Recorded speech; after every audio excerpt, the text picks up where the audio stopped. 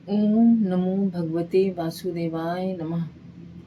राम राम दोस्तों, आप सबका मेरे चैनल प्रभु भजलोक में स्वागत है। दोस्तों, आप सबको आषाढ़ मास की योगिनी एकादशी की ढेर सारी शुभकामनाएं।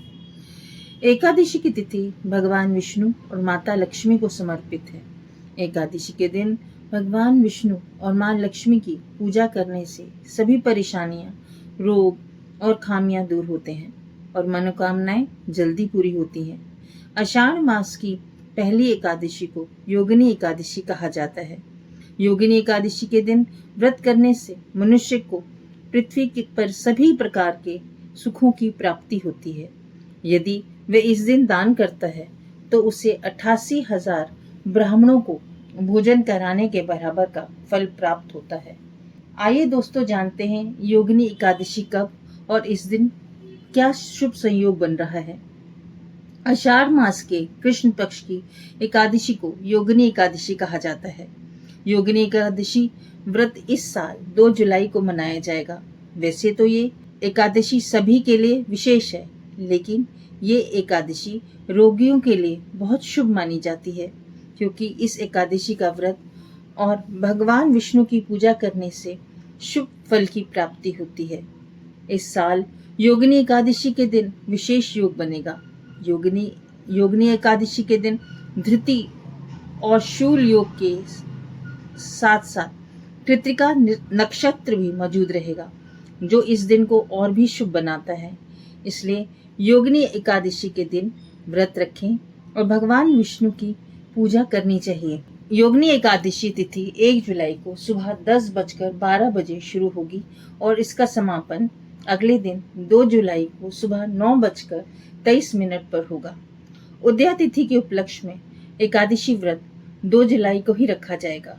पूजा का शुभ समय 2 जुलाई को शाम 5:11 से 8:43 तक का है। आइए दोस्तों, जानते हैं एकादशी के पूजा नियम। एकादशी तिथि पर भगवान विष्णु की विधि विधान से पूजा की जाती है। एकादशी के दिन से एक दिन पहले सात्विक भोजन करना चाहिए। एकादशी से एक दिन पहले अपने नाखून, दाढ़ी और बाल काट लें। एकादशी के दिन भूल जाने पर भी चावल नहीं खाना चाहिए, उपवास करना चाहिए और भगवान विष्णु की पूजा करनी चाहिए। एकादशी के दिन रात्रि जागरण करना चाहिए, इससे लक्ष्मी नारायण प्रसन्न होंगे। घर में सुख समृद्धि बढ़ती है। एकादशी में पारण का बहुत ही विशेष महत्व होता है। एकादशी के अगले दिन यानी द्वादशी तिथि के दिन सुबह स्नान करके सूर्य देव को जल देना चाहिए और पारण करना चाहिए। तुलसी के पत्तों को प्रसाद के रूप में ग्रहण करके एकादशी व्रत का पारण करें। दोस्तों, धार्मिक मत है कि योगिनी एकादशी के दिन विष्णु जी और मां लक्ष्मी की पूजा करने से जातक की सभी मनोकामनाएं पूर्ण होती है। श्री हरि को भोग न लगाने से व्रत अधूरा माना जाता है, इसलिए प्रभु को प्रिय चीजों का ही भोग लगाना चाहिए। ऐसा करने से पूजा का पूर्ण फल प्राप्त होता है। चलिए जानते हैं एकादशी के भोग में हम किस किस चीजों को शामिल करते हैं। भगवान विष्णु को पंचामृत अधिक प्रिय है। योगिनी एकादशी पर पूजा के अंत में प्रभु को पंचामृत का भोग जरूर लगाएं। ऐसा करने से मां लक्ष्मी और श्री हरि प्रसन्न होते हैं। साथ ही धन लाभ के योग बनते हैं और इंसान को जीवन में कभी भी धन की कमी का सामना नहीं करना पड़ता। इसके अलावा भोग के लिए खीर भी बना सकते हैं। इसका भोग लगाने से भगवान विष्णु प्रसन्न होते हैं और इंसान को आरोग्य की प्राप्ति होती है। भगवान विष्णु को केला अधिक प्रिय है। प्रभु को केले का भोग लगाएं। मान्यता है कि भोग में केला शामिल करने से धन से संबंधित समस्या से छुटकारा प्राप्त होता है। साथ ही कुंडली में से गुरु दोष का असर खत्म होता है। योगिनी एकादशी पर विष्णु जी को दूध और दही अर्पित करें। इससे साधक को शुभ फल की प्राप्ति होती है। विष्णु जी को मोतीचूर के लड्डू अर्पित करें। इससे एकादशी व्रत का पूर्ण फल प्राप्त होता है। भोग मंत्र है दोस्तों, त्वदीय वस्तु गोविंद तुम्भमेव समर्पये ग्रहण सुमुखो भूत्वा प्रसीद परमेश्वर। इस मंत्र का अर्थ है कि हे भगवान, जो भी मेरे पास है वो आपका ही तो दिया हुआ है, जो आपको ही समर्पित कर रहे हैं। कृपा करके मेरे इस भोग को आप स्वीकार करें। आइए दोस्तों, अब जानते हैं कथा। दोस्तों, एक बार युधिष्ठिर ने भगवान श्री कृष्ण से आषाढ़ कृष्ण की एकादशी व्रत की महिमा और विधि के बारे में बताने का अनुरोध किया। इस पर भगवान कृष्ण ने कहा कि आषाढ़ कृष्ण एकादशी के व्रत को योगिनी एकादशी के नाम से जानते हैं। ये व्रत तीनों लोकों में मुक्ति और सभी प्रकार के भोग प्रदान के लिए प्रसिद्ध है। इस व्रत को करने से सभी प्रकार के पाप नष्ट हो जाते हैं और स्वर्ग की प्राप्ति होती है। ये व्रत 88,000 ब्राह्मणों को भोजन कराने के समान ही फल देता है। तुम्हें इसकी कथा सुनाता हूँ। स्वर्ग में अलकापुरी नगर में कुबेर का राज्य था। वे नित्य ही शिव जी की पूजा करते थे। उसके यहाँ हेमा नामक एक माली था जो शिव पूजा के लिए फूल देता था। उसकी पत्नी का नाम विशालाक्षी था जो बहुत सुंदर थी। एक दिन हेम मानसरोवर से फूल लेकर आया, लेकिन घर पर पत्नी के साथ हास्य विनोद करने लगा।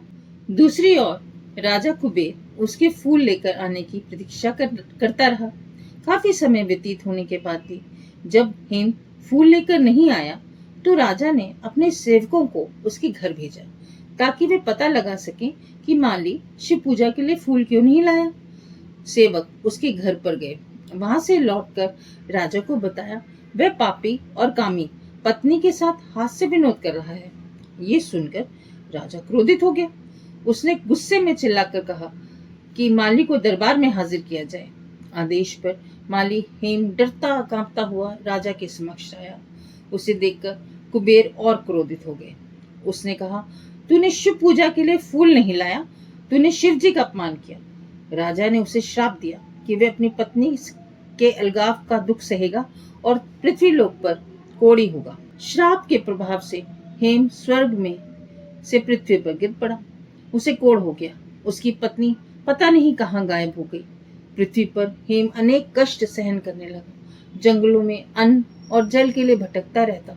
शिव कृपा से उसे पहले की बातें याद थी। एक दिन वो भटकते भटकते मार्कंडेय ऋषि के आश्रम में पहुंच गया। उनको प्रणाम करके वह उनके चरणों पर गिर पड़ा। मार्कंडेय ऋषि ने उसे कष्ट और इस दशा का कारण पूछा तो उसने सब कुछ सच सच बता दिया। उसने मार्कंडेय ऋषि से मुक्ति का मार्ग बताने का अनुरोध किया। इस पर मार्कंडेय ऋषि ने उससे कहा, तुम आषाढ़ माह में योगिनी एकादशी का व्रत विधि विधान से करो, तुम्हारे सभी पाप मिट जाएंगे और तुम्हें इस कष्ट से मुक्ति भी मिल जाएगी। मार्कंडेय ऋषि ने जैसा बताया था, समय आने पर हेममाली ने योगिनी एकादशी का व्रत उसी तरह से किया। भगवान विष्णु की कृपा से उसके पाप मिट गए। उसका स्वरूप पहले जैसा ही हो गया। उसकी पत्नी भी उसके पास आ गई और वे दोनों स्वर्गलोक में सुख पूर्वक रहने लगे। दोस्तों, ये थी योगिनी एकादशी की कथा। भगवान श्री हरि माँ लक्ष्मी आप सब पर अपनी कृपा बनाए रखे। जय श्री राम।